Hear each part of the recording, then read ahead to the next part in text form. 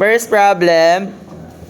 So, 50 kilogram crate shown in the figure rests on a horizontal surface for which the coefficient of kinetic friction is mu k is 0.3. If the crate is subjected to a 400 Newton towing force as shown, determine the velocity of the crate in 3 seconds starting from rest. So, saan papunta yung acceleration natin? Going to the right. So, ano-ano yung mga force na nag-a-act dito sa crate? So, nandiyan dyan yung normal force. So, N na lang lagay ko. And then, for the friction, so, opposite dun sa motion. So, this is the frictional force. Ang formula ng frictional force is equal to mu Kn, no? Then, yung weight, nandiyan dyan lagi yung weight. So, the weight is 50 kilograms multiplied by 9.81. And then, yung force is going to this direction. So, yung angle niya, that is 30 degrees. So, this is 400 Newton. So, ako, kapag nagsisolve ako ng kinetics, so ang inuuna ko lagi kung nasaan yung inuuna ko kung saan yung wala yung acceleration. Para pagka nag-summation ako ng forces along y is equal to 0. So, titingnan lang natin kung ano yung mga forces along y. So, nandiyan dyan si N, assuming no upward positive. So, we have the normal force minus 50 multiplied by 9.81 plus vertical component ng 400 sine of 30 equals to 0. So, magkano si normal force?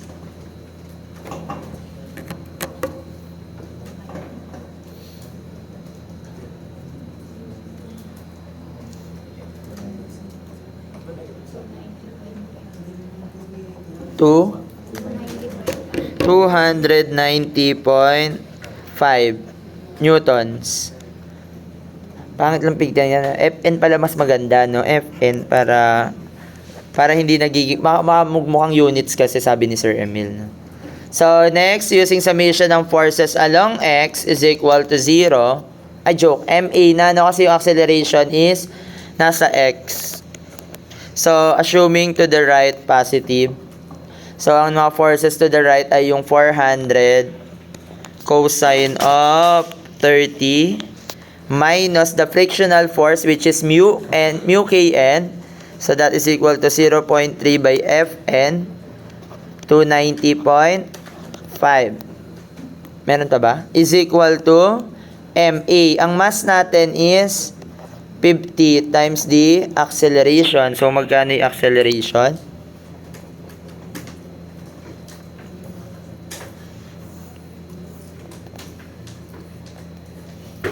Or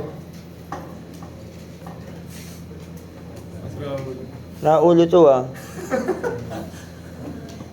Papansin yan. Magkano pa? 5 meter per second squared. So, ang hinahanap is the velocity after the 3 seconds. So, ang formula natin for the velocity Vf is equal to Vi plus 80. So, yung final velocity is equal to initial velocity starting from rest. So, 0 plus the acceleration 5.185 multiplied by the time na 3 seconds. So, the final velocity is 15.66. Joke lang. 555 na tatlo. Meter per second. Yes po ang ating panauhing pandangal. Umalis na po siya.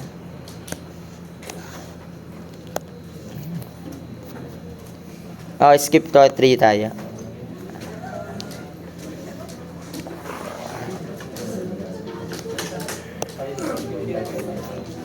Hindi ko alam kung 5. Pero kung sakto tong ginamit nyo, baka 556.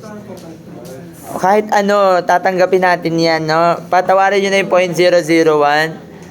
Sorry daw, sabi ng 0.001.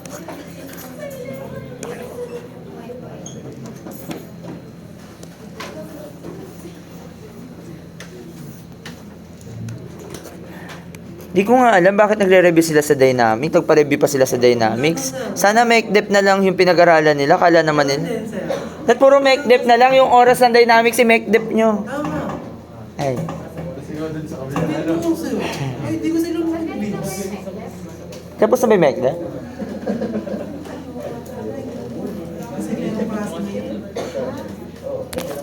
Hindi po. Bit kasi mga nagre-review pa. Dapat hindi na nagre-review. Dapat hindi na pagka, kunwari alam niyo naman bagsak kayo, no? Mag-enjoy na lang kayo. Naririnig ako sa live. Hindi, ang sinasabi ko, pag bagsak na kayo, mag-review na lang kayo, mag-ano na kayo, mag-enjoy. Kasi, kung nag-review ka tapos wala ka din namang nasagot, nakaka-depress yun, ang sakit. Pero kung di ka nakasagot tapos nag-enjoy ka lang nung gabi, di ba? Masaya, di ba? Tapos, ang nangyari, pumasa ka parang di ka nag-review. Di ba mas masaya? Charing lang. Huwag niyo mapaniwala yung mga sinasabi ko, ha? Ako yung nagpawang komedyante at prop lang din naman ako. Huwag kayo naniniwala sa akin. So, next. If blocks A and B of mass 10 kilograms and 6 kilograms respectively are placed on the inclined plane and released, determine the force developed in the link. The coefficient of kinetic friction between the blocks and the inclined plane are 0.1 and 0.3. So, tatandaan nyo, kung mas mataas yung coefficient of kinetic of friction, mas magaspang, no? So, kung titignan natin, di ba, magaspang na nga daw dito sa B, tapos mas madulas to, tapos mas mabigat pa si A kesa kay B. So, sa tingin nyo, itong link na to, ano yung actual force natin dito? Tension or compression? Compression, no? Kasi syempre magaspang. So, mabagal siyang bumababa. Tapos, mabilis yung isa. So, nako-compress yung link natin na to. Sir, may chance ba na maging tension to? O, baka mamaya pwede maging lubid. Pwede, no? Kasi, kunwari, ito naman, mas magaspang to. Diba? Sa sobrang gaspang niya, hindi na siya gumalaw. No? Ang gumagalaw na lang si A, si B. Tapos, madalas to, no? So, anong nangyari? Ang tendency niya, ninihila yan ni B. Kung mas mabigat pa to, lalo, ano? Ayun lang naman. Ang tawag doon, engineering judgment, no? So, ngayon, ang mga ilalagay nyo dito is yung mga force na nag-a-act. So, ito na yung axis natin. So, nandito yung weight ni A, tama? May bigay ba na mass A? So, that is 10 by 9.81. Then, the normal force is always perpendicular sa surface. So, this is Fn. Hindi, lagyan. Masyado madami yung F talaga. NA, lagyan na natin NA.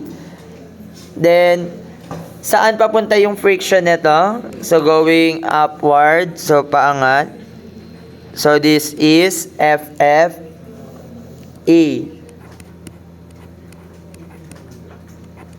Okay? So, again, ang formula ng FFA, frictional force at A is mu K NA. Then, for frictional force ng B is equal to mu K NB. So, next, dito, kapag i-consider naman natin tong force na yan, so, this is the compressive force. Ngayon, kunin lang natin tong free body diagram natin na to. Ay, shit.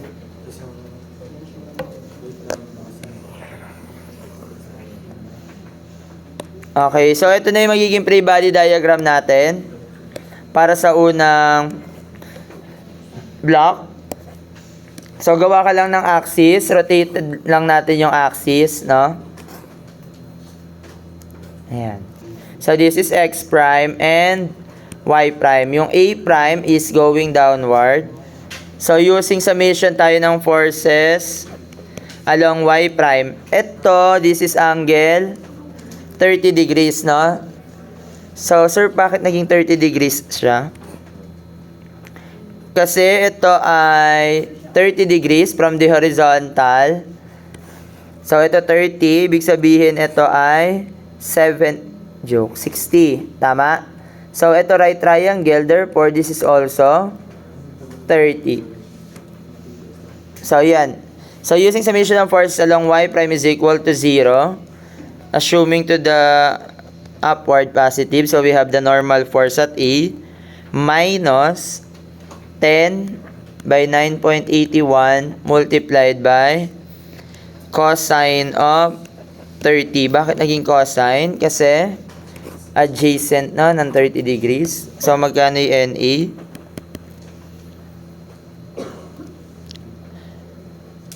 Hindi ko alam.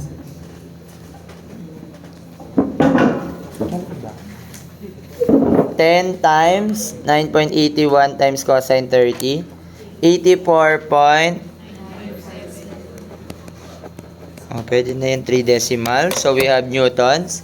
Then, for the summation ng forces along x prime is equal to MA to the right positive. So, ano yung mga forces to the right? Nandiyan dyan si yung weight, which is, ay lumipad. Yung 10, yung x component nito nung 9, nung weight.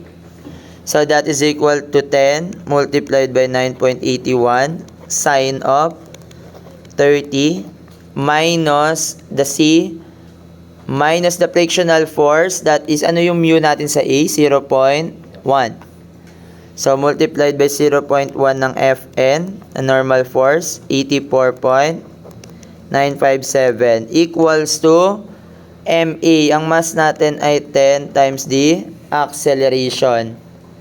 So, transpose lang natin. So, we have negative C minus 10A is equal to ito.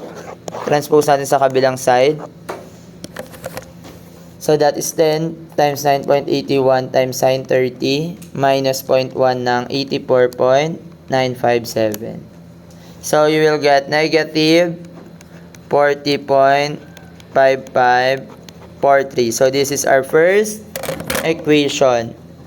So, for the second equation, gagamitin naman natin si block B.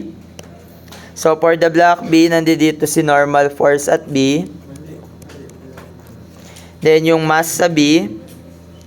So, yung mass sa B is 6 times 9.81. And then, yung 4C, compressive. So, this is 4C. And then, the friction, FFB.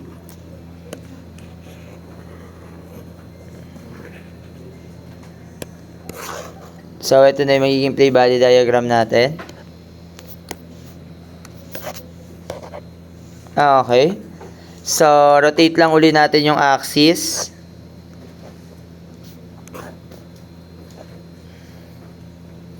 So, this is the x prime and y prime. So, unahin natin si y prime. Summation ng forces along y prime is equal to 0. So, forces along y, nandyan si normal force at B. Minus 6 by 9.81 cosine of 30 is equal to 0. So, magkano si NB?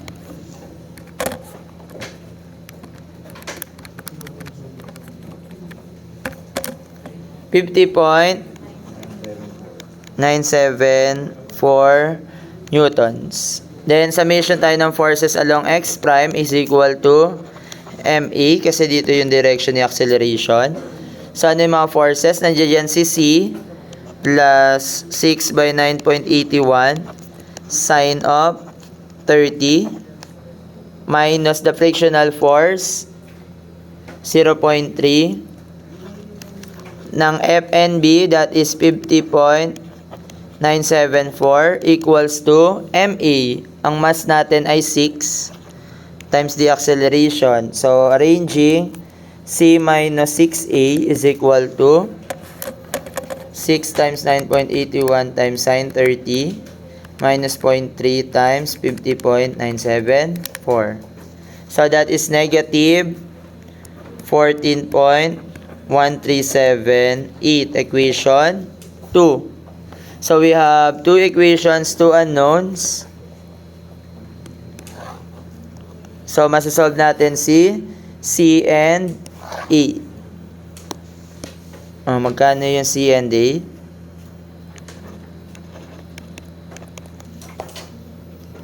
Mode 5, mode A 1. C 1, negative 6, negative, yun ba yun? Pipindot ko. Negative 14.1378, negative 1, negative 10, negative 40.5540. So, the answer is, iba ata ang nakuha ko. Negative 10 pala, sorry. 6.372 newtons and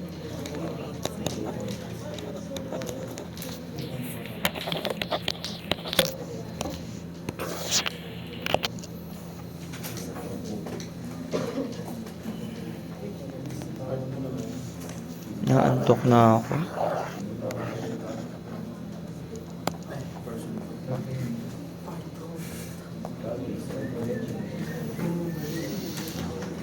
Yung may nahanap, determine the force developed in the link. Drawing?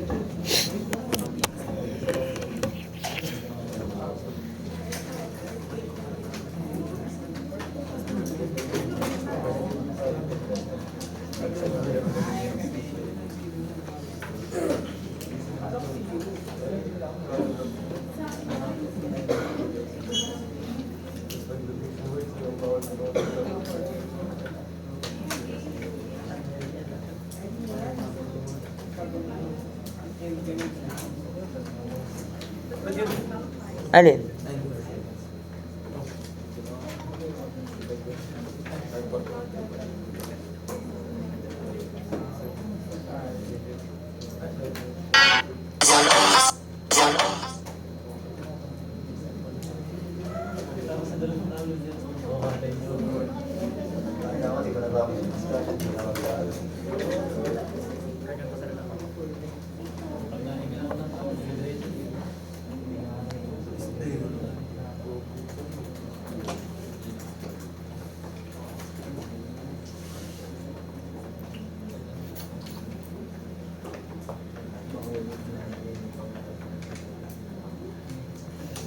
Okay.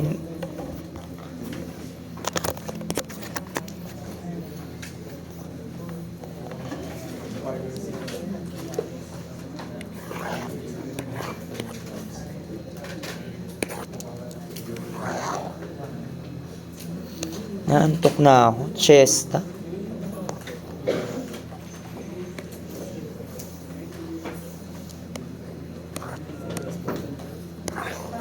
Ito lang pinasok nyo dito.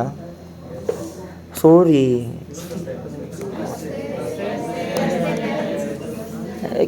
Wag na kayong pumasok. Hindi na talaga ako magme-makeup class. Hindi na mabayad eh. Hindi, joke lang. Sayang lang baka. Madali lang naman din kasi to. So, dagdag na lang din sa ano para may masagot sa finals, no? Ha? Oh, last lesson na. May nakamadaling ang dynamic sa lahat. Pinaka-chill.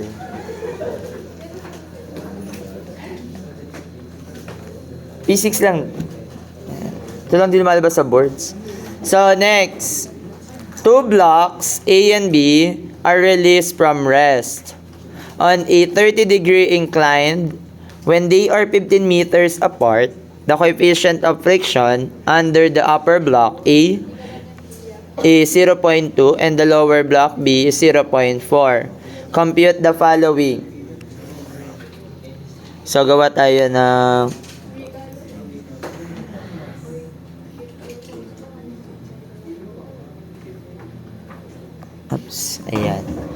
So, 30 degrees. 30 degrees ba to? O, 30 degrees yan. Parang hindi.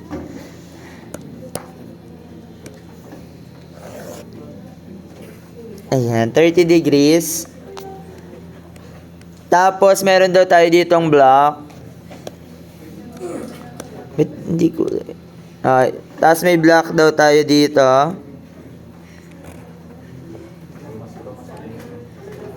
Block A, upper block A, and block B. Na ang distance daw nila ay 15 meters.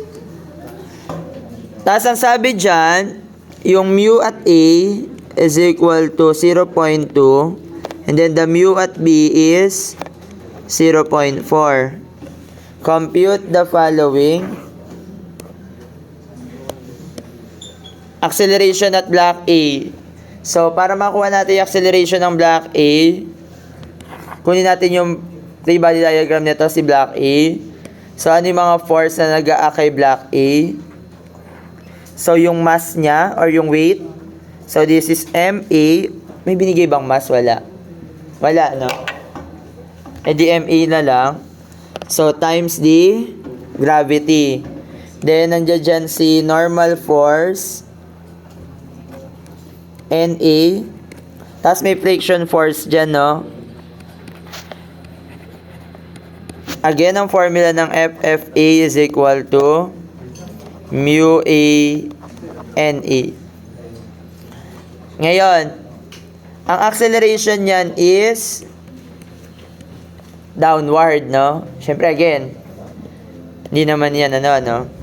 Tapos, tingnan nyo, mas magaspang si block B kesa kay block A. So, sa tingin nyo, ano yung mas mabilis? Mas mabilis na acceleration, si block A or si block B? Si A, no? Kasi mas madulas siya, no? So, ibig sabihin, magmi-meet sila.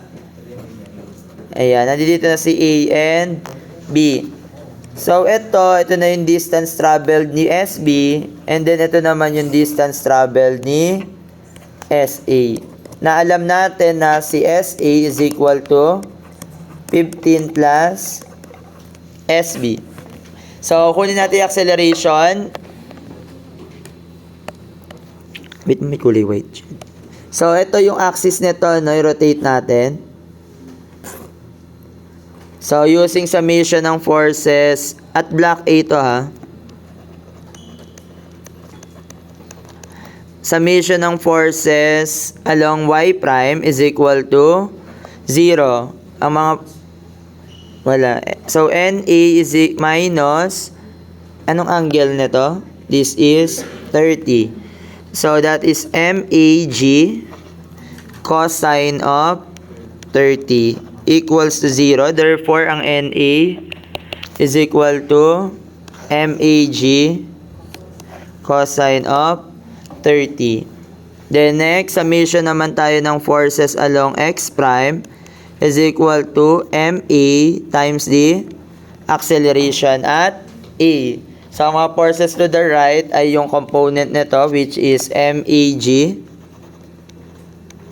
cosine sine of 30 minus the frictional force, that is 0.2 MAG cosine of 30, wala na, equals to MA times the acceleration at A. So, divide both sides by MA. So, makakancel lang si MA. Tadan, tadan, tadan, tadan. So, magkano na si AA?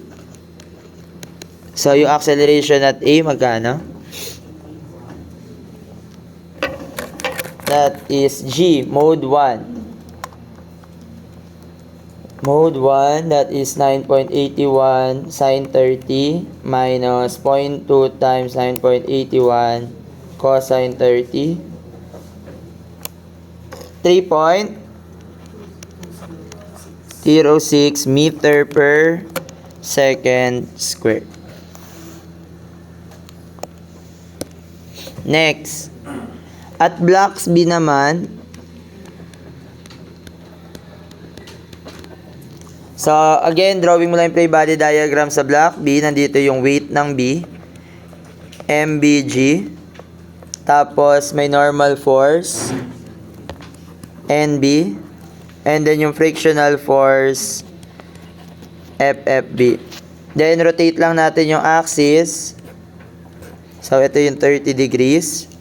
So, at block B, using summation ng forces along Y prime is equal to 0. Mga forces Y prime is NB minus mass ng B times gravity cosine of 30. So, the normal force at B is equal to nakakancel lang pala yung mass, no? Kahit mas mabigat pala siya, no? So, kapag binagsak mo pala siya dyan, no?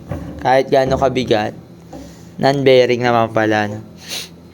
Sabihin mo pala kayong babagsak, no? Hindi, kapag same ng gravity. So, summation naman ng forces along Y prime is equal to MB AB. Ay, FX prime. Thank you po. Okay. So, ano yung mga forces along X prime? Nandyan si MB G sine of 30 minus 0.4. 4 nga ba? 0.4 MB G cosine of 30 is equal to MB acceleration ni B. Cancel si MB. So, magkano si AB? That is 9.81 sine 30 minus 0.4. 1.5067.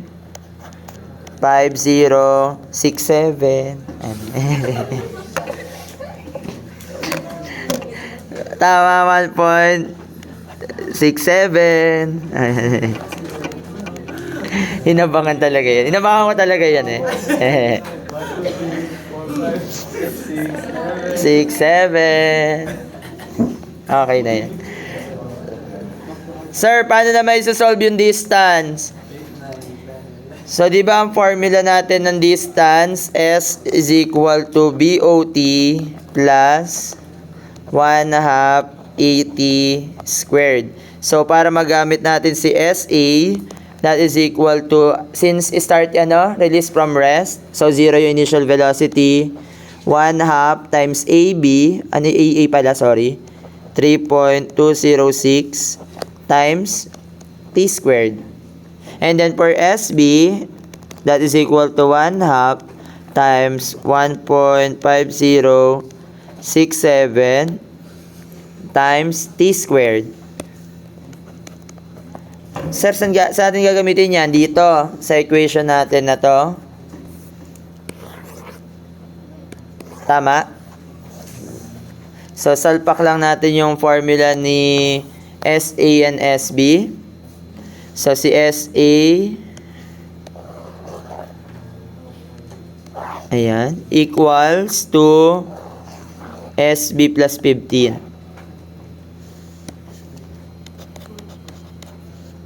So, magkano yung time T?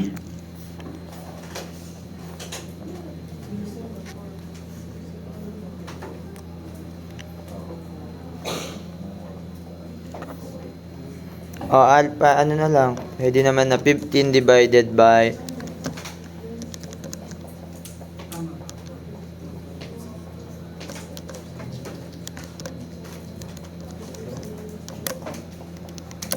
4.302.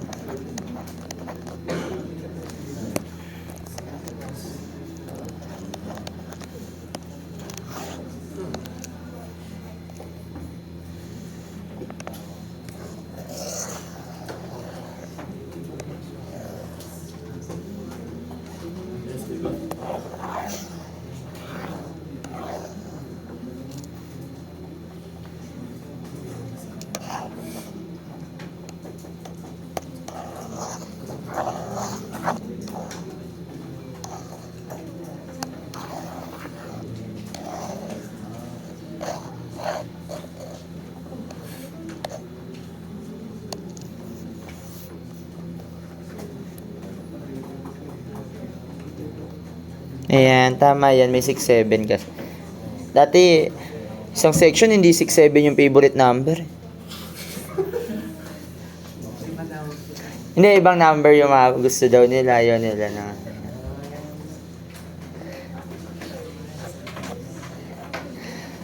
Sige, break 5 minutes. Hinga lang ako.